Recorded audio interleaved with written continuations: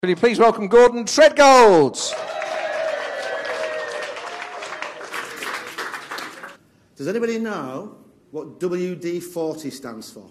Anybody heard of WD-40? Yeah. What does WD-40 stand for? Water disperser number 40. Water disperser number 40. You're very close. Water displacement number 40. It's the 40th formula they tried, isn't it? Correct. It's water dispersal successful at the 40th attempt. So we need to look at failure and understand it and get feedback from it. And Claire said to me, stand on the stage.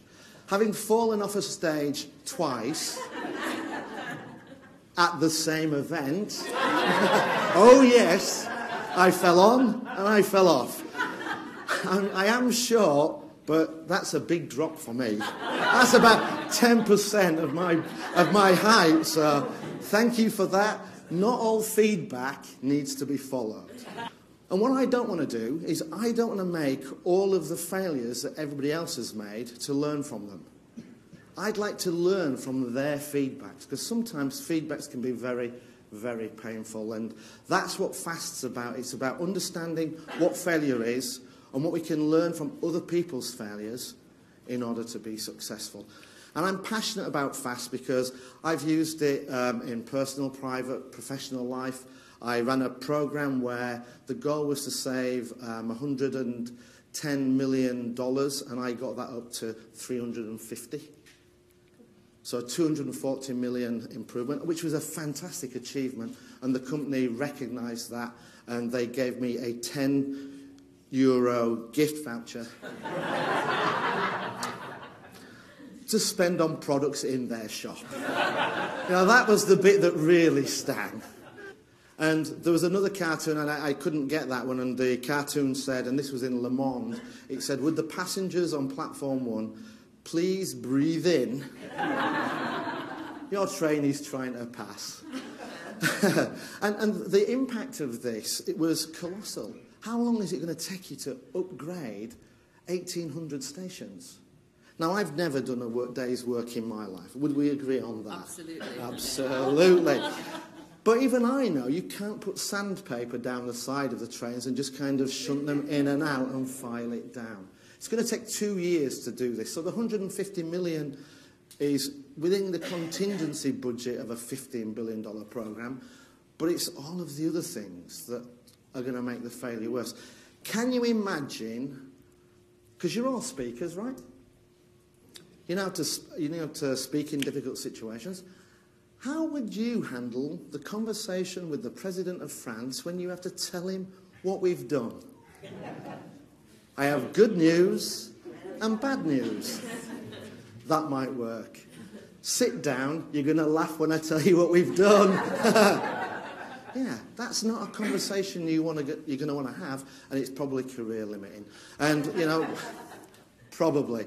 And when you look at this, you think, yeah, but it's the French. Now, who would be surprised at that? Australian Navy spent 40 million building landing craft that do not fit on any ship in their fleet. 40 million on landing craft that don't fit in any ship in their fleet. And it's not just the big projects that fail. My uncle, I am from Yorkshire, we do have short arms, deep pockets, I know. And he decided he wanted to build his own garage. He's a quantity surveyor, so he's in the building trade, he knows everything. It'd be a lot cheaper if I do it. So he measured his car. And he built his garage based on that measurement. That's right. Car goes in, car comes out. Hey, can you get in and get out? No. No. I mean, such a small mistake. That's right, laugh at the Yorkshireman. I mentioned the French, and it's mention the Australians, Yorkshiremen, and you'll have a good chuckle. We're still laughing at that every Christmas, though. I bought him Vaseline. So 3 tips on what we can do to improve our focus. Create clearly defined goals and outcomes. What's the result we're looking for? Keep goals to a minimum, no more than 3. And for entrepreneurs, I invariably say 1 goal, and that's a revenue goal. And the last thing is we need to communicate our goals clearly, simple and often. If you've got a team, let the people in your team know what the goal is. If you've got a secret dream to speak at Carnegie Hall, keeping it to yourself is really going to make that goal happen. Why not share it with the people in your team? They might know somebody.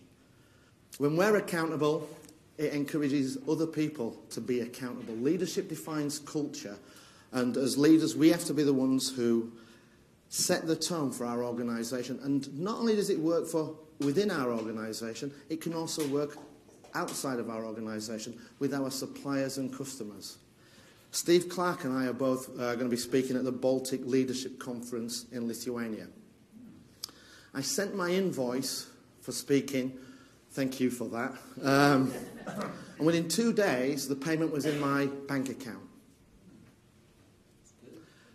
When the lady emails me for something, how quickly do you think I reply? Immediately. If she'd have made me wait 8 weeks for payment and then sent me an email saying I need something, you know what? I'll get to it when I'm good and ready. So by her taking accountability, setting the tone, she influenced my behaviour. So if you want your people to be accountable, then you need to be accountable. And who are the worst people for overcomplicating things? Specific group of people? Doctors are a subset of that group? Experts. Experts. So what we need to do is we need to challenge our experts and say to them, explain it to me as if I am an 8-year-old. And if they can do that, that's fantastic. They understand it. If they can't do that, then either they're unable to explain it, and if they're managing and leading teams, how are they going to communicate that?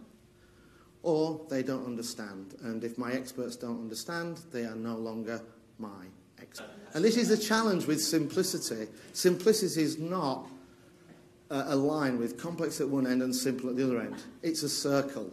So as we start simplifying things, we need to make sure we don't oversimplify, because now we've made it complex. Okay, so the last part of FAST is transparency. Transparency is about truth and knowledge. Knowledge of what's involved and the truth about your performance.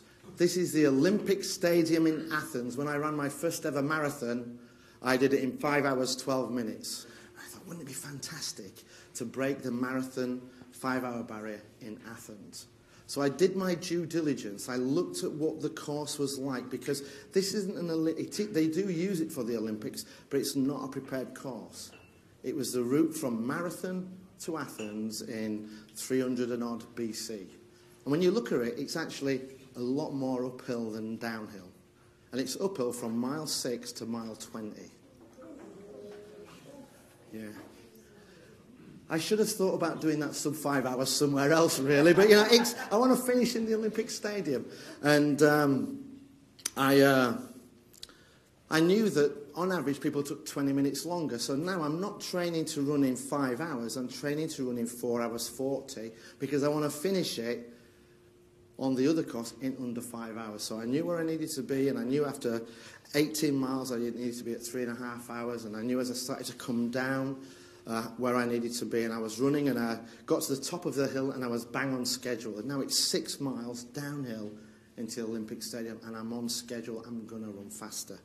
3 hours later, I've got 45 minutes left to the 5-hour mark, and I'm ahead of schedule. I'm running at 12 minutes a mile. I've got 3 miles left, and I've got 45 minutes. So I can do them in 15 minutes each, and I'm going to be home and dry. And then catastrophe struck. The battery on my iPhone died. No more Eye of the Tiger. Eye of the Tiger is crucial. You need that on a loop for those last few miles. But I use a technique called Galloway, where you run for 3 minutes and you walk for a minute. Run for 3 minutes and you walk for a minute. And the iPhone was telling me how to do that. So now, as a mathematician, it's no problem for me to count to 180 and then count to 60. Apart from the fact that I'm knackered, it's 28 degrees of heat, and I'm not really thinking straight.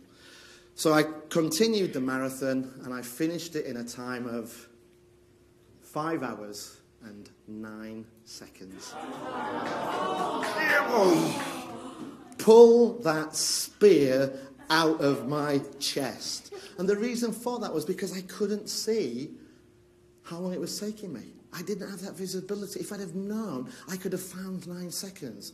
I could have not had that second latte at Starbucks at mile 25. I kid you not. I didn't have to high-five all 5,000 people down that finishing mile. So the next marathon I ran, I took 2 batteries and I did it in 4 hours 53, and I did that in Fort Lauderdale. Doesn't sound as glamorous as Athens, does it? So we need to make sure we have transparency into our performance, otherwise we're going to find ourselves plucking defeat from the jaws of victory. So when you go home, ask yourself, am I being fast? Am I focused? Do I know what success looks like for me as a speaker? Do I know the roles and responsibilities, and have I communicated them to the people involved? Do I have a simple approach to achieve it, and am I measuring how well I'm doing? And if you do that, you will have significant improvement in your business. My name is Gordon Tredgold. This is the Fast Strategy for Success. Thank you.